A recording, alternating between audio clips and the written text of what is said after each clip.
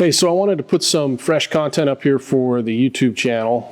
Most of what you're going to see going up here are small clips. They're just pieces, little pieces of entire classes that go up in our university. So if you like what you see here on YouTube, you definitely want to check out Straight Blast Gym University.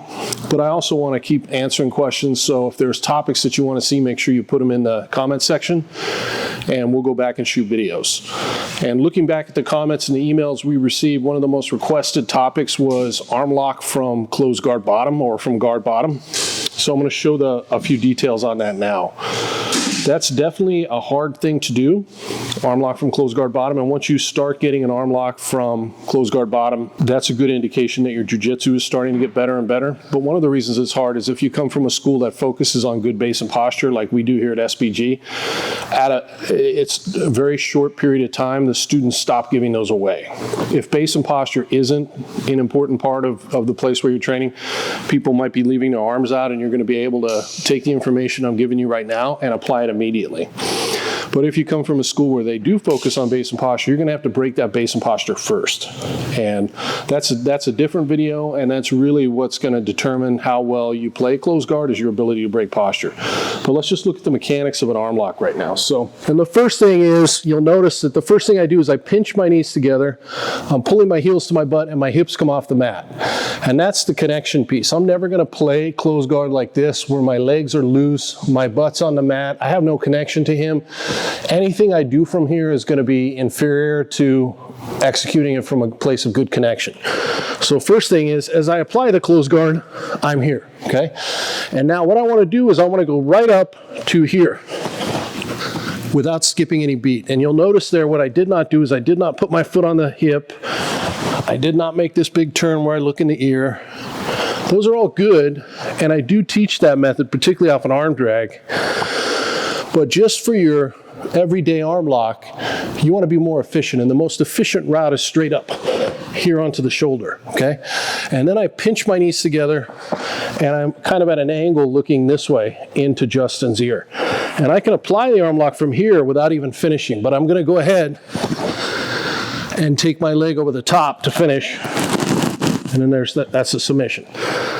Now let's look at this piece by piece. So first thing is good connection. Second thing, I'm launching straight up, and I'm covering his shoulder, okay? I'm intentionally not using my hands now because I want to focus on the hips down. Then I want you to notice the distance between my knee and my ribcage. If I change that, if I go here, the first thing guys are going to do is start to stack into me. Yeah, and he's going to bring my knees in close. Go back. But if, as I launch that arm lock, I maintain a good distance, the proper distance from especially this back knee to my hip. As Justin goes to stack, very difficult. It's very difficult, right? So let me show you the other way around. I'll have Justin put me in closed guard. I'm going to give him an arm bar, and he's going to throw the arm bar on this arm. Go ahead. Yeah, good. Good. Now, please protect.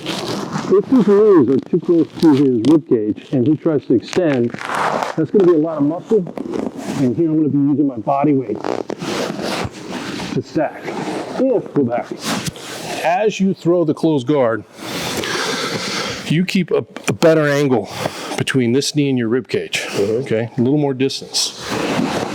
Yep, good. Now through the leg. Good. Now what's keeping me from stacking, I don't feel like I can stack Justin and I'll take this off so I can talk. That's really good. Go back. Keep this part.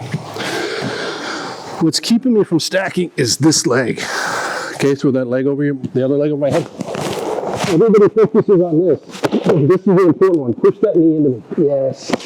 Good. So you want to have that angle right, okay? So now we're going straight up.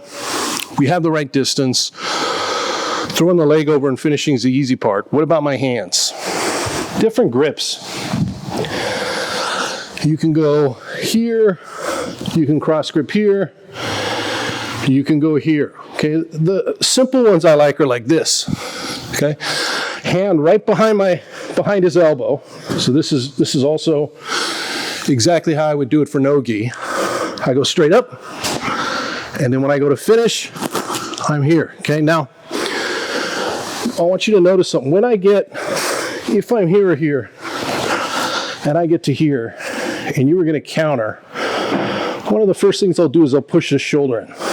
Like that, or just use your shoulder and push it in. Nice, and this will happen, right? If I switch grips, same thing, I go here, good.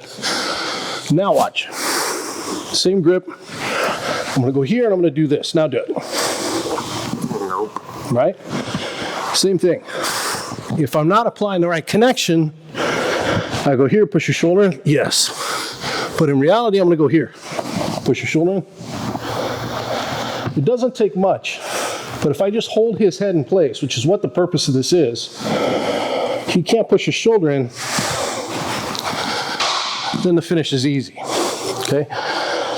So understand what you're doing with your hands. This one is controlling, whichever one here is controlling above the elbow, unless I'm going down low here. This one is controlling his head. And by controlling his head, what I'm really controlling is that shoulder. Bring your shoulder through. And that's the point.